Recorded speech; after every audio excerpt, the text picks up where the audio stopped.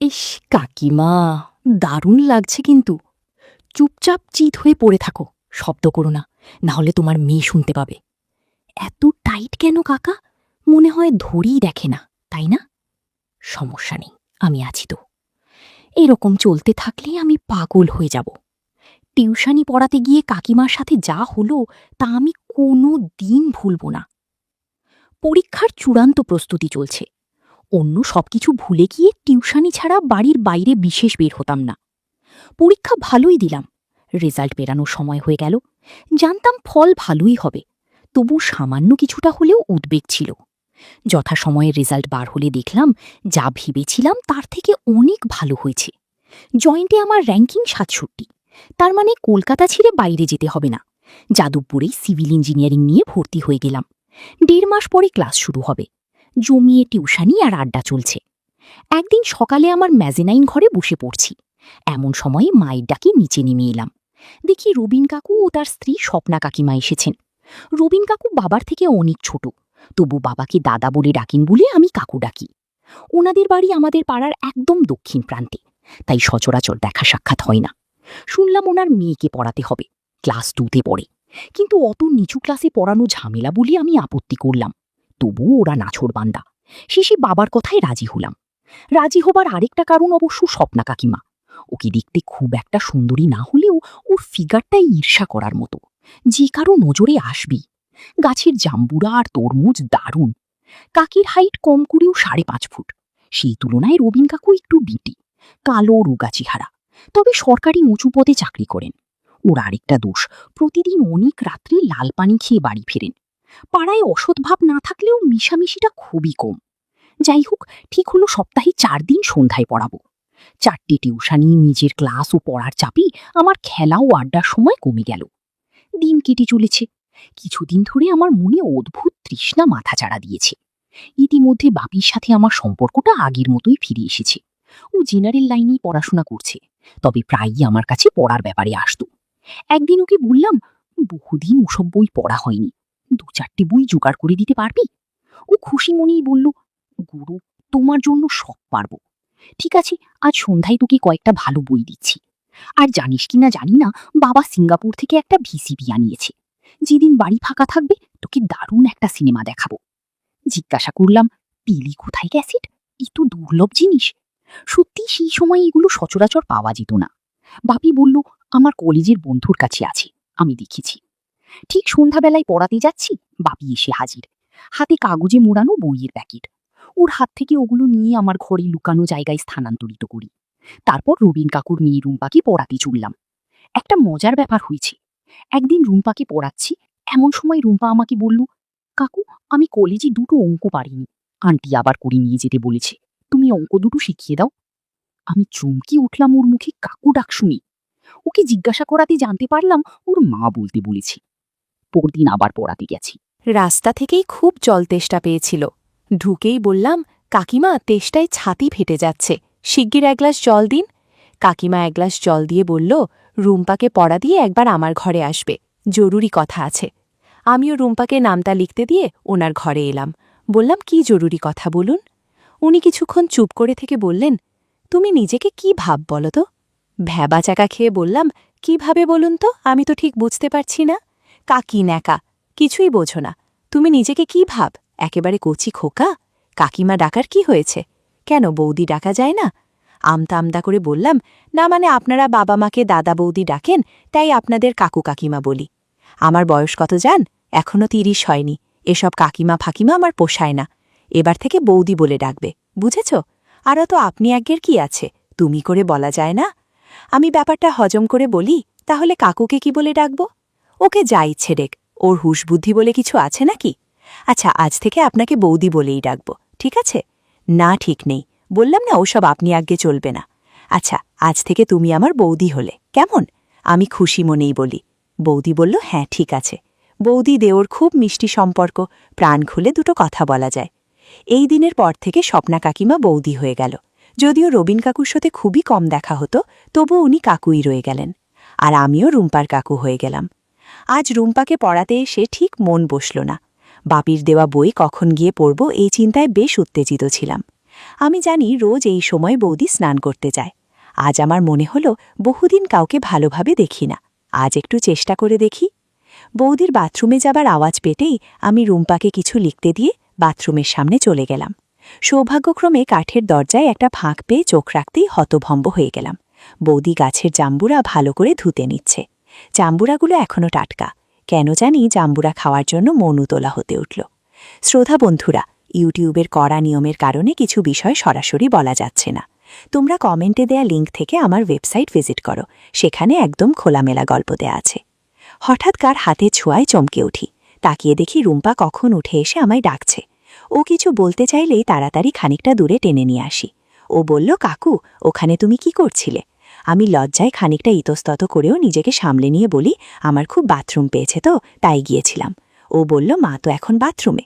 বলেই ওখান থেকে চিৎকার করে উঠল, মা তুমি তাড়াতাড়ি বের হও, কাকুর খুব জোরে বাথরুম পেয়েছে। আমি ওকে কোনো রকম বাধা দিতে পারলাম না। লজ্জায় খানিকটা কুঁচকে গিয়ে ওকে বললাম, না রে, আমার পরে গেলেও চলবে। বৌদি ভিতর থেকে বলল, কাকুকে 1 মিনিট অপেক্ষা করতে বল, আমি বেরোচ্ছি। বলেই 1 মিনিটের মধ্যে পেটিকোট পরে একটা তোয়ালে জড়িয়ে বেরিয়ে এলো। আমরা তখনও বাথরুমের কিছুটা দূরে দাঁড়িয়ে। কি আর করি, মাথাটা নিচু করে বাথরুমে গিয়ে ঢুকলাম।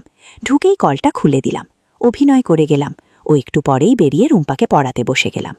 কিছুতেই সহজ হতে পারছি না, কারণ ও তো আমাকে বাথরুমের দরজায় উঁকি দিতে দেখেছে। ও যত ছোটই হোক, পরে যদি বাড়িতে বলে এসব কিছু, না আর ভাবতে পারছি না। কোনো রকমে পড়ানো শেষ করলাম।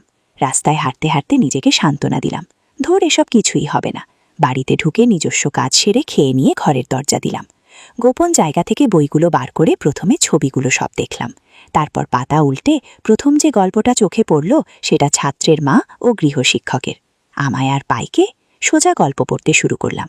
অবশেষে অনেক দিন পর শান্তির ঘুম দিব। অনেকবার হওয়ার কারণে অনেক ক্লান্ত লাগছে। পরের দিন আবার রুম্পাকে পড়াতে চললাম। কিছুটা সংকোচ ও উদ্বেগ নিয়ে ওদের বাড়িতে গিয়ে দেখি রুম্পা বাড়িতে নেই।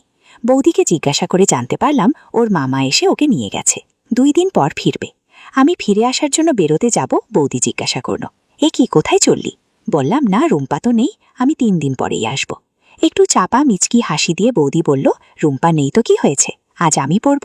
আমি অবাক হয়ে বললাম, তুমি পড়বে মানে কি পড়বে তুমি? সে বলল, শুধু পড়ব না, তোকেও পড়াবো, বলে এক রহস্যময় হাসি দিল। আমি বললাম, হেয়ালি না করে সোজা কথায় বলো। আমি কিছুটা উদ্বিগ্নভাবে বলি। বৌদি বলল, সব বলছি, আগে ঘরে এসে বস। বলেই আমার হাত ধরে টেনে এনে ঘরের সোফায় বসিয়ে দেয়। তারপর গ্রিলে তালা দিয়ে দরজাটা বন্ধ করে দেয়। আমি সোফায় বসে ঘামতে থাকি। নিশ্চয়ই রুম্পার কাছ থেকে শুনেছে আমি উকি দিয়েছিলাম। মনে মনে ভাবি, সেরকম কিছু হলে ক্ষমা চেয়ে নেব। বৌদি ঘরে ঢুকেই আমার চিন্তিত মুখের দিকে তাকিয়ে থাকে। বলে, আমি পড়ব বলে ভয় পেলি নাকি? ঠিক আছে, ওপরের ঘরে চল, ওখানে গেলে তোর ভয় করবে না। এবারে আমি সত্যিই ঘাবড়ে যাই। ও আমার হাত ধরে সিঁড়ি দিয়ে ওপরের ঘরে নিয়ে যায়। ঘরে ঢুকে সোজা সোফায় নিয়ে বসিয়ে নিজেও আমার পাশে বসে। আমার দিকে এক দৃষ্টিতে তাকিয়ে থাকে। আমার অস্বস্তি লাগে। আমি স্মার্ট হবার চেষ্টা করে বললাম, যা বলার তাড়াতাড়ি বলো, অনেকদিন মাঠে যাওয়া হয়নি, আজ ফাঁকা যখন পেয়েছি একটু খেলে গিয়ে।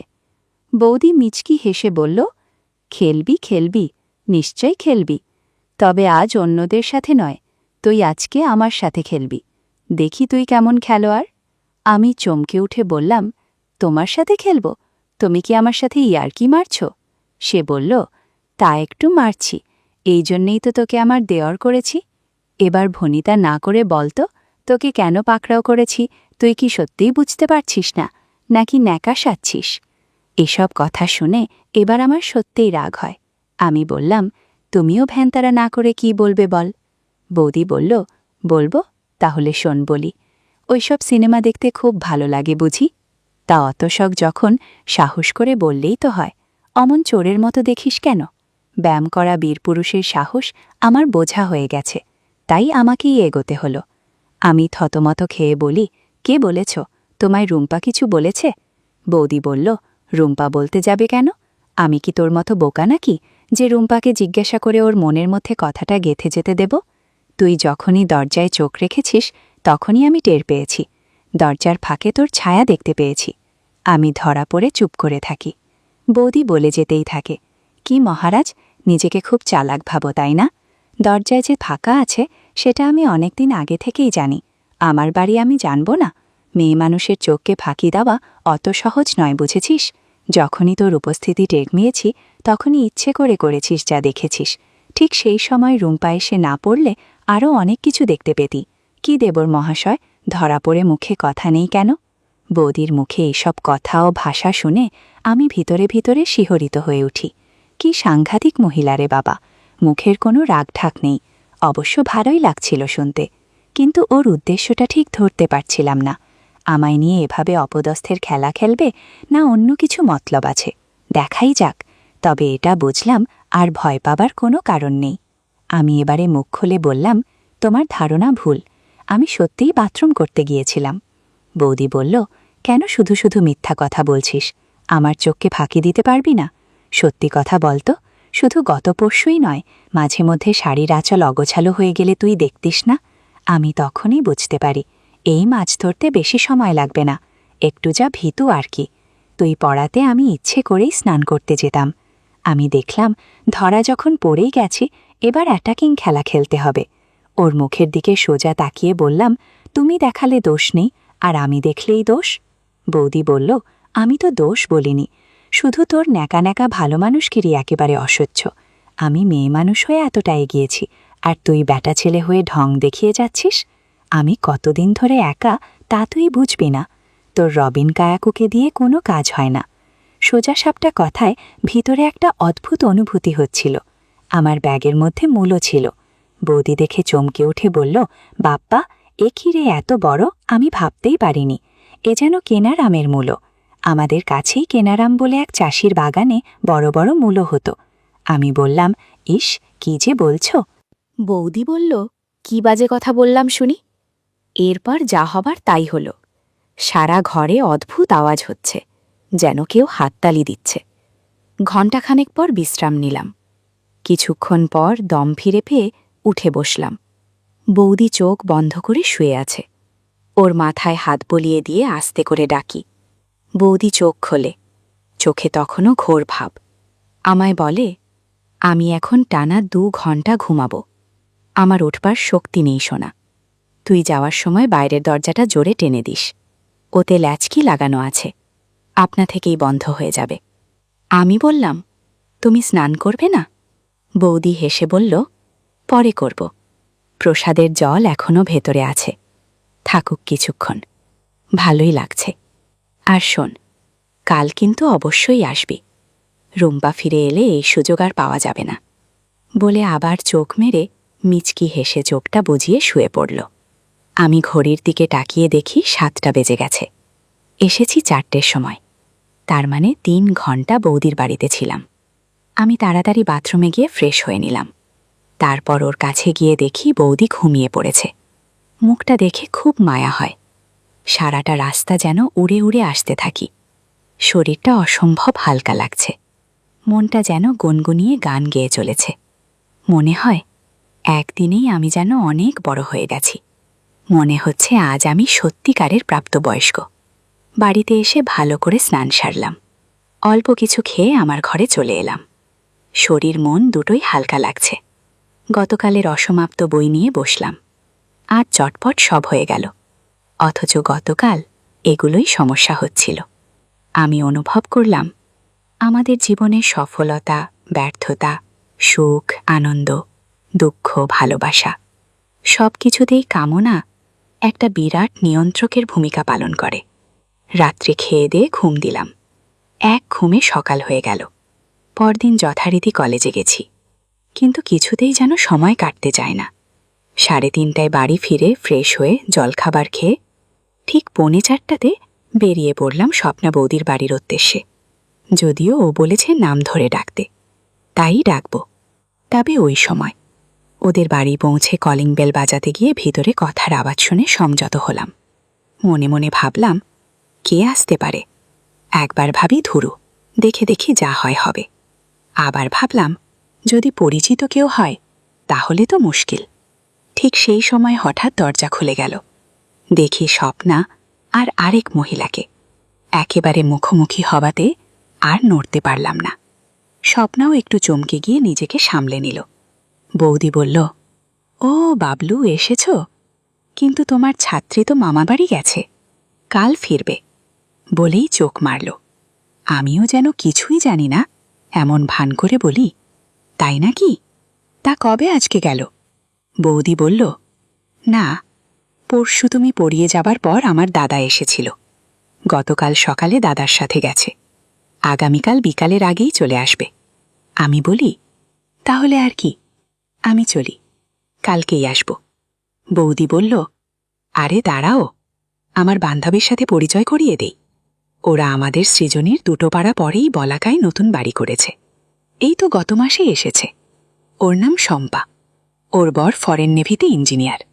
আর শম্পা, এই হলো বাবলু, আমাদের পাড়াতেই থাকে, যদিও ওদের বাড়িটা একেবারে সৃজনীর প্রথমে। একটু দূর হলেও আমরা একই পাড়ার। জানিস শম্পা, বাবলু খুব পড়াশোনায় ভালো ছেলে, রুম্পাকে পড়ায়। বাবলু, জানো শম্পার বাপের বাড়ি আমার মামা বাড়ির ঠিক পাশেই। আমরা খুব ভালো বন্ধু ছিলাম, কত গল্প কত খেলা একসঙ্গে করেছি। বিয়ের পর আমাদের ছাড়াছাড়ি হয়ে গিয়েছিল, আবার পাশাপাশি না হলেও কাছাকাছি চলে এলাম। বড়লোক বান্ধবী গরিব বান্ধবীর খোঁজ নিতে এসেছে। এক নিঃশ্বাসে অনেক কথা বলে স্বপ্না থামে। শম্পা প্রতিবাদ করে উঠল, যা, এই রকম বললে আর তোর বাড়ি আসব না।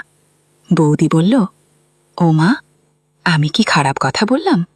তোর বর কত টাকা বেতন পায় বল, তোর তো গর্ব করা উচিত।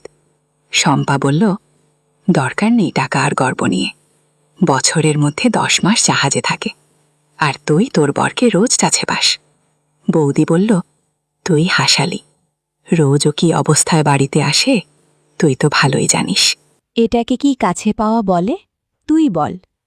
শম্পা বলল, সে তো আমার কর্তাও করে, বাড়িতে এসে বন্ধু বান্ধব ক্লাব পার্টি এসব নিয়ে মেতে থাকে, বাড়িতে 5টা দিনও খায় না, একবারও মনে করে না বউটা 10 মাস একা একা কাটায়। টাকা দিয়ে কি হবে? শম্পার মুখে একটা দুঃখ হতাশার ছায়া খেলা করে যায়। আমি দেখলাম মহা বিপদ হলো তো, ওরা কথা বলে যাচ্ছে আর আমি বোকার মতো দাঁড়িয়ে আছি। এমনিতেই আশাহত হয়ে গেছি, তাতে মেজাজটা খিচড়ে আছে। আমি বললাম, আপনারা প্রাণ খুলে তর্ক করুন, আমি চললাম, পরে জেনে নেব কে জিতলেন। স্বপ্না বৌদি তাড়াতাড়ি বলল, বাবলু প্লিজ একটু উপকার কর, শম্পাকে একটু এগিয়ে দাও। আসবার সময় বেচারি রিকশা নিয়ে অনেক ঘুরেছে, ও এখানকার কিছুই জানে না, তুমি একটা রিকশায় ওকে তুলে দিয়ে চলে যেও। বলেই আমাকে আবার আসার জন্য চোখ মারল। আমি বললাম, তোমাদের এপাশে রিকশা পাওয়া যাবে না, দেখি শিব মন্দিরের ওখানে পাই নাকি। বলে শম্পাকে ইঙ্গিতে আমার সাথে আসতে বলি।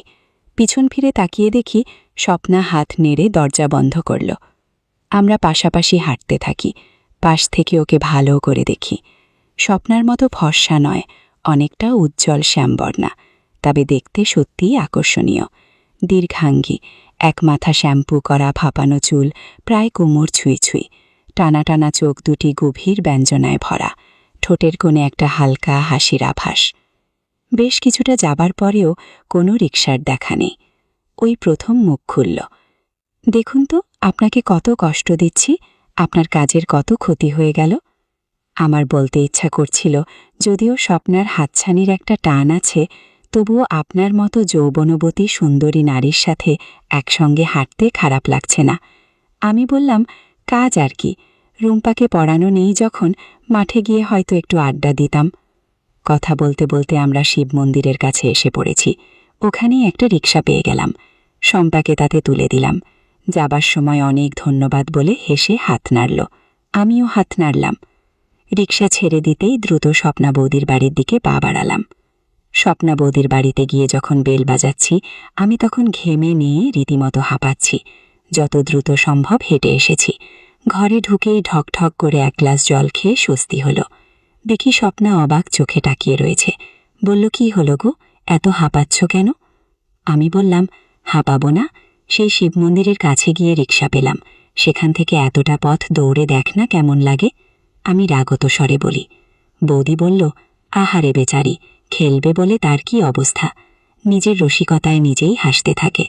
আজ বৌদি শুধু পাতলা ব্লাউজ বলেছে আর পুরনো শাড়ি, হাসির কারণে গাছের বাতাবি লেবু নাড়াচাড়া করছিল। আমি ব্যাগ থেকে বাতাবি লেবু নিয়ে খেতে শুরু করলাম।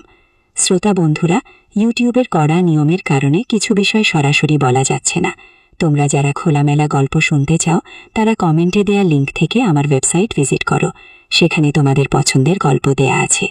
কিছুক্ষণ পর খেয়াল করলাম বৌদি চুপচাপ বসে আছে। জিজ্ঞাসা করলাম, কি হলো বৌদি? বৌদি খুব আস্তে করে বলে, যা ভেবেছি ঠিক তাই।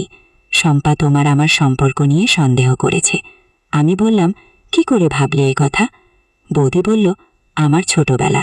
আমি জিজ্ঞাসা করলাম, একটু খুলেই বল না, অবশ্য তোমার আপত্তি থাকলে দরকার নেই। বৌদি বলল, তোমার কাছে নিজেকে সঁপে দিয়েছি, আর এসব কথায় আপত্তি করব কেন? আমাদের যখন বন্ধুত্ব হয় তখন আমরা ক্লাস 8-এ পড়ি, তখন থেকেই আমাদের মধ্যে খুব গল্প হতো।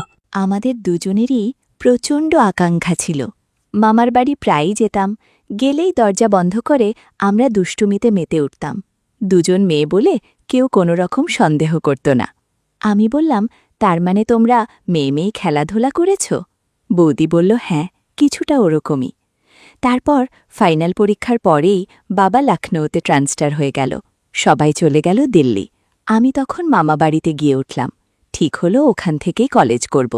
তখন আমাদের আর পায়কে সপ্তাহে মাঝে মধ্যেই হতো, কিন্তু প্রকৃত আনন্দ ঠিক হতো না। আমার থেকেও শম্পার আগ্রহটা বেশি ছিল। ওর বড়দার বন্ধু স্বপনদার কাছে শম্পা পল সায়েন্স পড়ত। ওরা পটে গেল। অবশ্য কে যে কাকে পটিয়েছিল সেটা আমার কাছে পরিষ্কার ছিল না। এতটুকু বলে স্বপ্না বৌদি একটু থামল। আমি বাতাবি লেবু খাওয়া বাদ দিয়ে গভীর আগ্রহ নিয়ে বললাম, তারপর কি হলো বলো? ও আমার হাতটা ওর মাথায় রেখে বলল, আমার মাথা ছুঁয়ে দিব্যি কর বাবলু, এসব কথা কারোর কাছে গল্প করবে না, এমনকি শম্পাকেও নয়। আমি বললাম, তুমি নিশ্চিন্ত থাকো, আমি কাউকেই কারোর কথা বলি না। আর শম্পার প্রসঙ্গ উঠছে কেন? ওর সাথে আমার দেখা হলে তো। তুমি বলো, আমার খুব ভালো লাগছে। বৌদি নিশ্চিন্ত হয়ে একটা হাসি দিল, তারপর বলতে শুরু করল, তারপর থেকে শম্পার সঙ্গে আমার মেলামেশা এক প্রকার বন্ধই হয়ে গেল। কখনো সখনো আমার জোড়াজুড়িতে হলেও ওকে দেখে মনে হতো ও আর তেমন উৎসাহ পাচ্ছে না। তার বদলে স্বপনদার সঙ্গে ওর ঘনিষ্ঠ সম্পর্কের বর্ণনা দিতে ভালোবাসত। আর ও এত ডিটেলসে সবকিছু বলতো যে আমার মধ্যে অদ্ভুত অনুভূতি হতো। আমারও ওর সাথে কথা বলে মুখ ভীষণ পাতলা হয়ে গেল। আমি ওকে ওদের কথা জিজ্ঞেস করলে ও খুব খুশি হতো। আমি মজা করে বললাম, ইস, আমি যদি সেই সময় থাকতাম তোমার এই রকম কষ্ট হতো না। বৌদি বলল, তুমি তখন কোথায় যে তোমায় পাব? আমি বললাম, প্লিজ থেমো না, বলে যাও। বৌদি আবার বলতে শুরু করল, একদিন আমি ওকে বললাম যে তোকে একদিনের জন্য একটা ঘর দিতে পারি, কিন্তু একটা শর্ত আছে। ও ব্যগ্র হয়ে আমার হাত চেপে ধরল, বলল, প্লিজ স্বপ্না, ব্যবস্থা কর। লাস্ট কবে হয়েছে মনে নেই, বিশ্বাস কর আমি আর পারছি না। আমি বললাম, পরশুদিন মামাবাড়ির সবাই ছোট মাসির ছেলে জন্মদিনের নিমন্ত্রণে যাচ্ছে। বাড়িতে আমি একা থাকব, তুই নিয়ে আয় স্বপনদাকে, অনেক আনন্দ হবে। শম্পা বলল, তুই আমার সত্যিই প্রকৃত বন্ধু, আমার কষ্টটা বুঝেছিস। আমি বললাম, সবই তো বুঝলাম, কিন্তু আগেই বলেছে একটা শর্ত আছে। ও আকুল হয়ে বলল, তোর সব শর্তই আমি মানতে রাজি আছি, তুই শুধু ব্যবস্থা করে দে। আমি হেসে ওকে বলি যে তুই শর্তটা না শুনেই রাজি হয়ে গেলি, আগে তো শর্তটা শোন। ও অস্থিরভাবে বলল, বল তোর শর্তটা কি? আমি বললাম, তোরা যখন একসাথে থাকবি আমি জানালার ফাঁকা দিয়ে তোদের পর্যবেক্ষণ করব। শম্পা একটু চুপ থেকে হেসে বলল, বেশ, তোর শর্তে আমি রাজি, তুই সব ব্যবস্থা কর। এতটুকু বলে স্বপ্না একটু থামল। আমার তখন তর সইছে না। এরপর কি হলো তা তোমাদের